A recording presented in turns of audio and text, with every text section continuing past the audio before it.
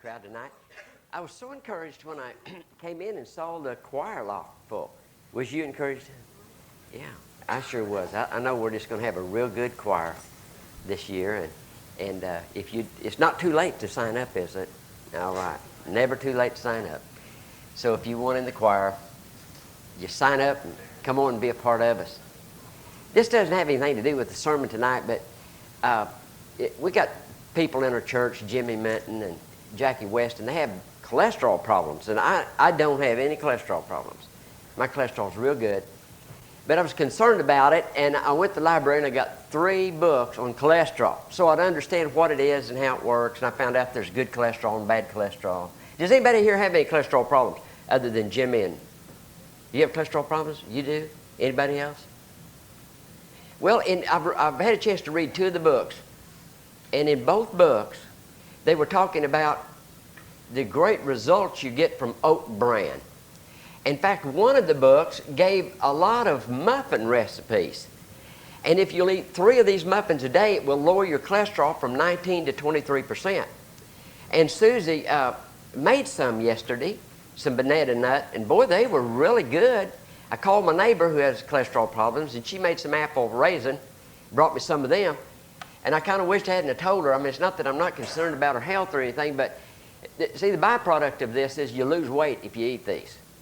And I ate 2 of them yesterday morning, and I made a mistake of drinking a glass of water, and they got a lot of fiber in it. I mean, I swelled up like a poison pup.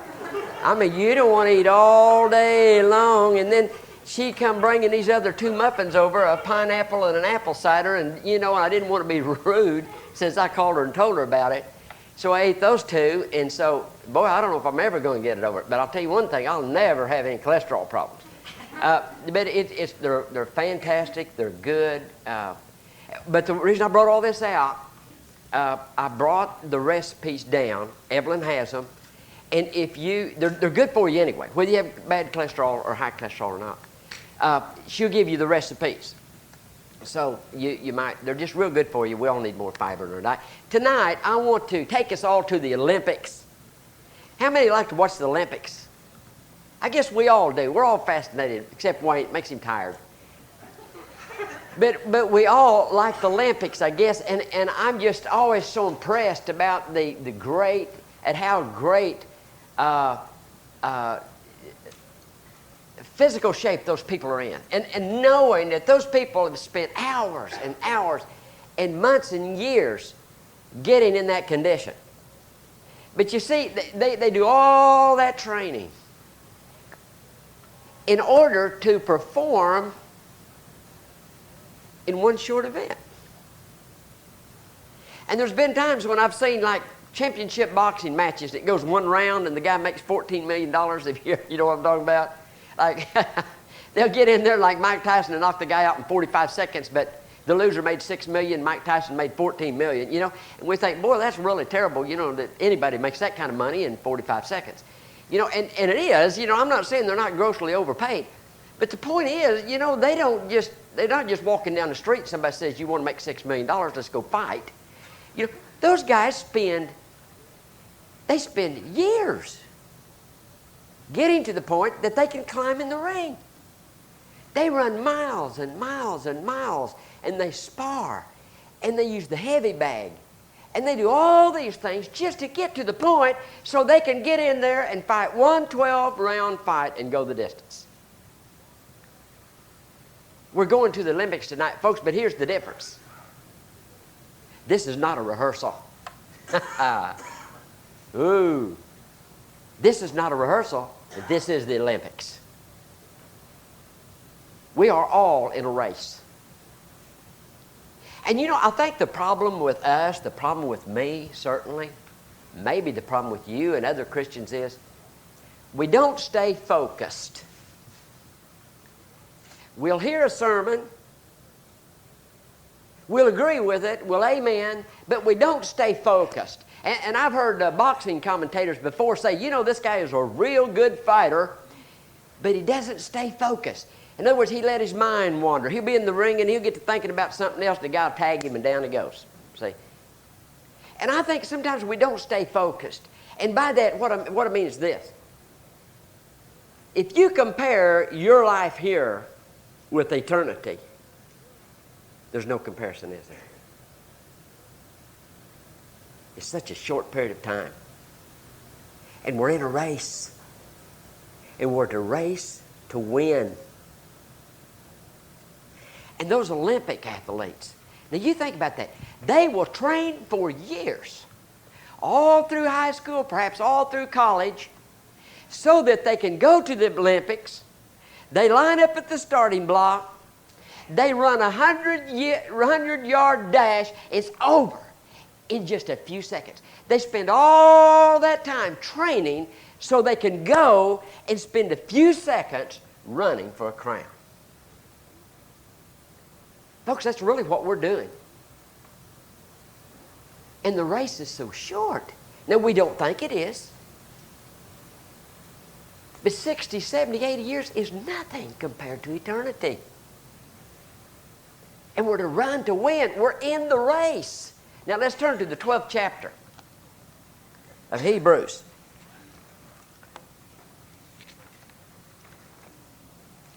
We just finished the 11th chapter, and the Apostle Paul starts out by giving us all these heroes of faith. What the Apostle Paul does is give us quite a list of athletes, as you would, that run the race, finished the race, and won the prize. And they're to be used as examples. And he starts out like this. All right, folks, we are at the Olympics. You are at the track. It's getting ready to sound the gun. And if you will quickly look around you, you will see that the stands are full of observers. And if you will look closely, you will find that all of these observers are the ones that have already run the race. And they're there to cheer you on and let you know you can do it. You can make it. Look at verse 1. Wherefore, seeing we also are compassed about with so great a cloud of witnesses. The cloud just means a great number. There's so many, it's like a cloud. In other words, he said, the stands are full of these. Who is the cloud of witnesses? Well, it's the heroes of faith that he was talking about in the previous chapter. Plus all of those heroes of faith that he couldn't number, that he didn't have time. He said, I don't have time to tell you and list all of the heroes of faith. There's heroes of faith living today and in the decades preceding us. And they're all there. And he's really not saying in the scripture, isn't saying that they are actually there and can see you. But what he's saying is this: because of all they've done, they are witnesses. We can look at their life, we can read their story, their account, and see that they ran, they finished, they won. And so in that they are witnesses. Now here we are at the starting blocks. And we look around, and there we saw all those heroes of faith that have already run the race. There's Moses, there's Samson, there's Noah, there's Enoch, there's Abel. There's all the heroes of faith, Moses, all of those that he has named, plus more that he couldn't name because of time. Now notice what he says, we're here to run. And he said, because we are also compassed about with a great cloud of witnesses. Because people are watching you, because they've run the race successfully, which says what? You can do it. Let us lay aside every weight and the sin which doth so easily beset us. Let us run with patience the race that is set before us. Now, the first thing a runner did, and I've watched the Olympics, you've watched the Olympics, and when they get up there, did you ever notice the marathon runners? I don't know if you've noticed this or not, but those guys don't have a whole lot of clothes on. Did you ever notice that? Now, you know, they run 26 miles, and I know that their feet's got to get sore because a lot of those, by the time they finish the race, it says that their shoes will be full of blood, where the skin has come off of their feet. Well, don't you think it would make a lot more sense if they would wear some combat boots? I mean, it would give their feet a lot more protection, wouldn't it? Maybe even carry a little backpack. You know, they could have some Pepsis and maybe a hot dog. You know, they could stop along the way and a sack of marshmallows and do a weenie roast. But they don't do that. Do you know those Olympic runners, those Olympic marathon runners, even have their shoes special built? And did you know that the shoe cobbler will even hollow out the inside of the heel, even to shave off 1/8 of an ounce? Because they know that even 1/8 of an ounce over a 26-mile run will slow you down. Did you ever notice they don't wear any jewelry? They don't carry a pocket knife or a quarter in their pocket. You notice most of them don't even wear socks? Do you know why they don't wear socks? There's a good reason why they don't wear socks. Because when you run that far, you're going to do a lot of sweating.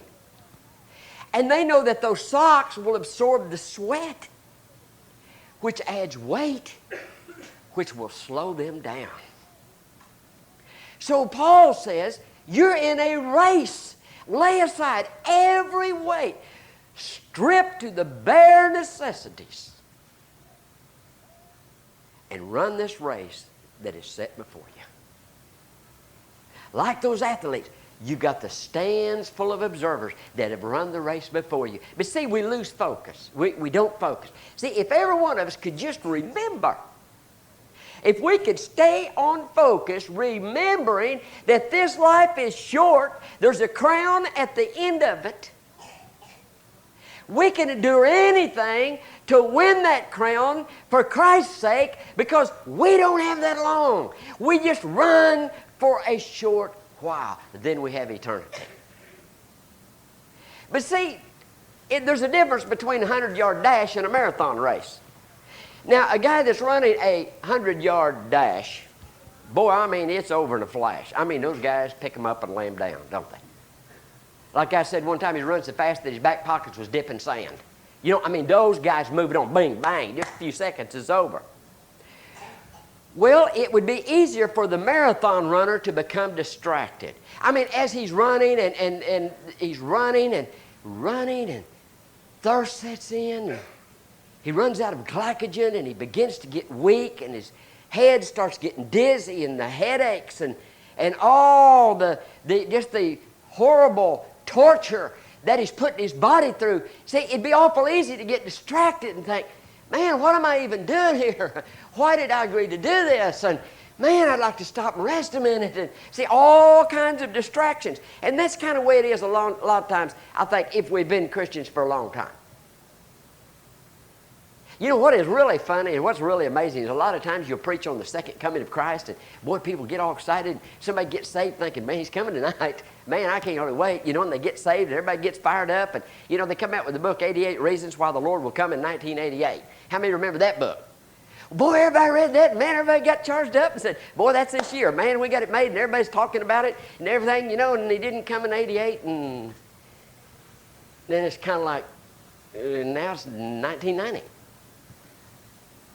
Then he come back and said, well, I missed it a year. It's going to be in 1989. Well, boy, okay. He didn't come then. Now it's 1990. Wait a minute. I think I'll buy a new fishing boat. I'm tired of the race. See, we start getting distracted. Paul said, don't do that, because you have all these witnesses. And he said, run. Look, now notice what he says. First of all, lay aside every weight. Every weight. Well, what is, first of all, it's lay aside every weight, and then in the besetting sense. You see, a lot of things in your life may not be a sin, but it could be a weight. Some things aren't a sin in and of themselves. There's nothing wrong with car riding. There's nothing wrong with going car riding, enjoying the scenery. But if it gets to be an obsession, and it keeps you from serving the Lord or gets your mind off the Lord, then it certainly is a weight, at least, in it. There's nothing wrong with golf or hunting or fishing or any of those things unless they slow you down in your race. So he said, lay aside every weight. Every weight, stripped down. And the sin which doth so easily beset us. Do you know what? I believe everyone has a besetting sin. I really believe that. And yours might not be mine. For instance, some people's besetting sin would be pride. I mean, it's just so easy for them to get puffed up. See, that's a sin. Somebody else's might be anger. I mean, they just have a terrible temper. I mean, you just look at them cross-eyed and, man, they're ready to fight. He said, lay that aside. Look, we don't have time for that nonsense. You don't have time not to love your brother. The race is too short to hold grudges. If you've got an anger problem, lay that aside till the race is over. Then once it's over, it's laid aside for good anyway, isn't it? Maybe it's sensuality. Maybe it's love of money. Maybe money's your God. And you know what? You don't have to have a lot of money to love money. Some people don't have a dime, but they really love it. See? But everybody has a besetting sin of some kind that's a little different, perhaps, that's a special struggle for you. Okay, he says, lay aside every weight and the sin. Not sins, the sin. The particular sin that's slowing you down. And let us run with patience the race that is set before us. Now turn, if you will, to 1 Corinthians 9th chapter. Now what's he talking about here? He's not talking about running for salvation. We're not saved by running. We're saved by grace. Isn't that true? He isn't talking about salvation at all. He's talking about rewards. A crown. Now, if you look at the 9th chapter of 1 Corinthians, 24th verse, the Apostle Paul here says, know ye not that they which run in a race run all, but one receiveth the prize. So run that ye may obtain. Run to win. I mean, don't just kind of go along with the gang and just string along with the crowd. Do the best you can. Be the best, the most dedicated, the most faithful Christian that you can be. And don't let anything weight you down or slow you up. Why? Because the race is short. I remember when I was 12 years old and this church was nothing but a basement. Wayne, do you remember that? Well, I knew you was old enough. I just thought your memory had gone. But but you know what? I remember when I was 12 years old, I went to church here, and the man that played the piano was R.C. Lively, and he was probably about 35 years old. And my dad played the trumpet, and he was about 35 years old. I was 12 years old. And I'll tell you, when I was 12 years old, I thought life was forever. And I thought if you was 30, I mean, you belonged to the over-the-hill gang. Did everybody think that when they was young? I mean, somebody be 30 and you go, ooh. I mean, Jackie and I have been friends for years and years and years. And I remember one time we was over to his house and we were talking about our age. And I said, well, I'm 27. And Jackie said, well, I turned 31, or something like that. And how old are you now, Jack? Okay. Well, anyway, he was a little older. And I started teasing him about it. I said, because I wasn't quite 30, I remember that. Maybe I was 29 or something, he was 31. I'm 60 and you're 62, right? Again.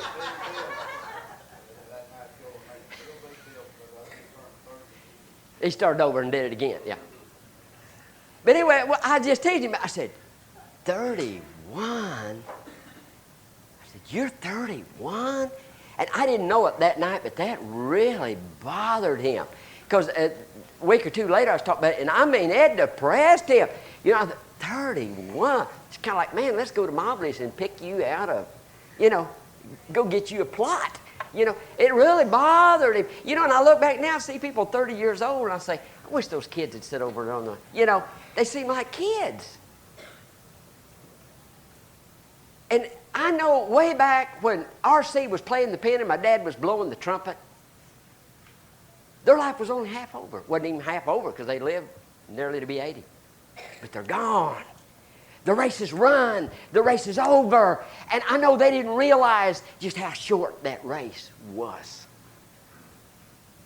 And the Apostle Paul here says, run that you might receive the prize. So run that you may obtain. And every man that striveth for the mastery is temperate. You're temperate. In other words, you mean nothing gets control of you. You don't let anything overcome you that would take you out of the race. That's what it means. They're temperate in all things. Now they do it to obtain a corruptible crown, but we an incorruptible. In other words, if they will spend that much time and energy and training just to receive a laurel wreath that they put on their head, how much more should we run to obtain an incorruptible crown? I therefore so run, not as uncertainly, so fight I, not as one that beateth the air. Okay, now he's reverting to boxers. I don't shadow box. He said, I'm not shadow boxing, folks. I'm in the fight now. I mean, I'm giving it my best shot. But I keep under my body and bring it unto subjection, lest that by any means which I have preached to others, I myself should be a castaway. Now, what does he mean? That I might be lost? He isn't talking about that, folks. The subject isn't salvation, it's a crown. All right? Castaway. Now, to understand this, you need to understand how the Olympics work and the Grecian Games. They had judges. Just today, in a boxing match, they will have ringside judges. The two boxers get in the ring. They have their gloves on. They come forward. The referee gives them their instructions. And the ringside judges aren't there to decide if they're boxers, are they? You have never seen when the fight was over, the referee says, the man in the red corner, he's a boxer. The one in the blue corner, he ain't. They don't do that. You see, all the judges do is judge their performance. Who is not, are they a boxer, but who's the better boxer? Now the Apostle Paul says, I don't want to be disqualified. Now you probably think, man, he's sure using a lot of, he's referring to boxing a lot. Well, I guess the reason I do that is because I don't understand basketballs too fast. Football don't make any sense to me. Boxing's one-on-one, and I can kind of figure out what's going on, you know. But I've seen them box. One of them would maybe, because of a lot of low blows, the referee would disqualify him. Now, guess what? He may have been way ahead in the match. He may have almost had that guy out. But you see, to beat the man, he must do it, what? Lawfully. He must play by the rules. And the Apostle Paul said this, now I preach to others, but I want to keep my body under subjection, so that I am not disqualified and lose the crown by what I do. And you know what? There's a lot of people that absolutely disqualify themselves from service. You can live such an ungodly life that God will set you on the shelf. He can't use you. We've seen preachers that's happened to. They would do something so scandalous, just absolutely ruin their ministry. And that's what the Apostle Paul's saying here. I don't want to be a castaway. I don't want to be disqualified from the race. So I keep my body under subjection. I stay focused.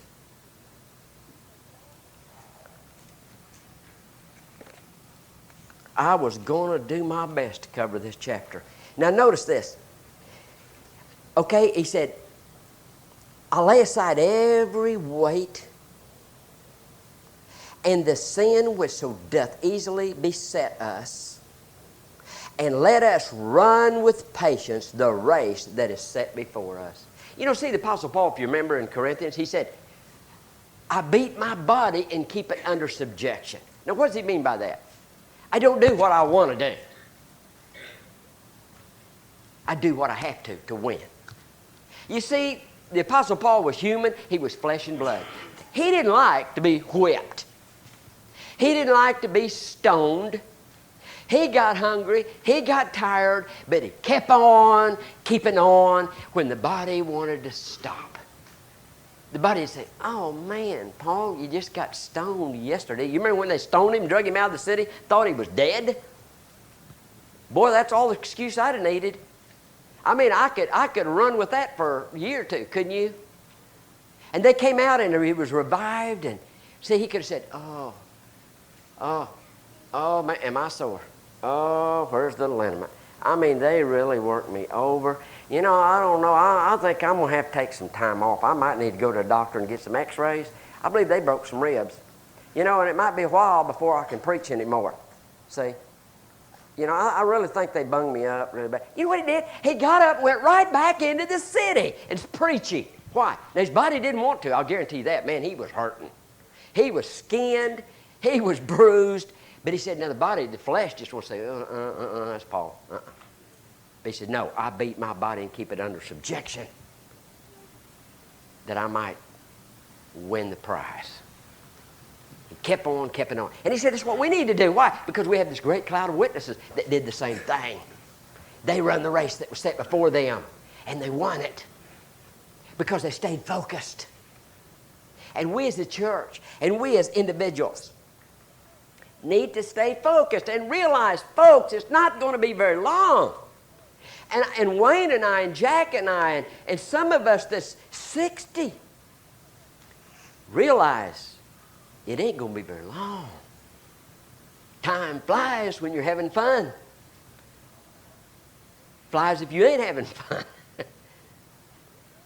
But you got to keep on keeping on. But you got to stay focused. And what do you stay focused on? Looking unto Jesus. You know where we get in trouble? We start looking at one another.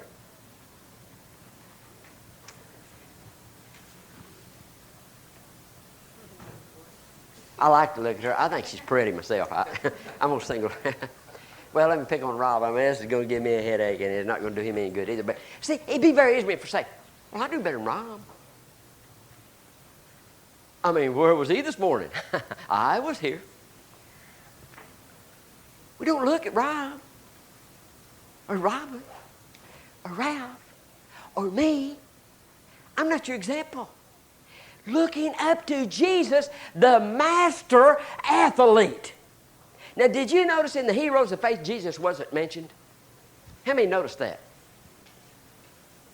Everybody here's honest. I'll tell you, I've seen that for you. I figured somebody's hand to go up and say, yeah, right. You know. Jesus wasn't mentioned in the heroes of faith. Why? Because he stands all by himself as the hero of faith. So he said, looking unto Noah. Looking unto Moses. No. Looking unto Jesus, the author and finisher of the faith. He's an athlete that has won every event that he's entered into. And you know, it's amazing, but athletes will admire other athletes. And a lot of them will have what you call an idol. And it's the same way in music. If you play a guitar, and I used to do this, I used to think, oh man, Chet Atkins, he come out with a new record, I'm getting that record. Man, I wished I could do what Chet Atkins could do. See, we tend to have idols. Well, athletes do the same thing, especially boxers. Like some boxer might watch Muhammad Ali. So he'll get all the tapes he can find on Muhammad Ali and watch all of his moves and how he does, and he will try to copy that. See, so because why? He wants to be as good an athlete as Muhammad Ali was, or some football player, or whatever. See, they study them. So he says, look unto Jesus. Look how he ran the race. Look how he let nothing deter him. It says that his face was set like flint towards Jerusalem. Nothing got in his way. He came to do a job, and that job was to go to the cross and redeem fallen man. And he let nothing get in his way. He said, emulate him. Look into Jesus, the author and finisher of the faith. That's what we need to do. Don't get discouraged with one another. We're not the example. But it's so easy to say, well, I'm better than they are. I'm more faithful than they are. Yeah, but see, that's keep this in mind too. You're not going to be judged by them. You're going to be judged by Jesus Christ. How did you match up to the super athlete? How did you perform compared to the super athlete? See, that's who you're going to be judged by. See, he's the benchmark. He's the goal that we're shooting for. That's what we said. Keep your eyes on him. And also, did you notice these guys run the 100-yard dashes or even the marathons? There's all the crowds. When they fire that gun, they don't run down, hey. You know what they do? They keep their eye on the finish line. They don't let anything distract them. And they go all out. Even marathon runners, they got 26 miles. They run like a little over 2 hours. But they're not running down through there going, hey, good to see you. Hey. They got their mind on business. And that business is to cross that line. And they run. And they run. And they run. And the pain sets in. They become dizzy. They finally, at about 17 miles, hit the wall. And they think they're going to die. But they keep on. Why? Because they want to win the prize. And that's what Paul says we need to do. Don't let anything distract you. Don't let any hobby, any person, don't let nothing keep you from running the race that is set before you. Because you've got all these great cloud of witnesses cheering you on. And you know what else says that we need to do? Encourage one another. Cheer one another on. Crystal, you really did good on the organ. I've heard you do better, so practice a little. No, I'm joking about that. You did good. But we need to encourage one another. Pray for one another. We're in the race. We're going together. Let's run it in a way that's pleasing to him. Let's stand.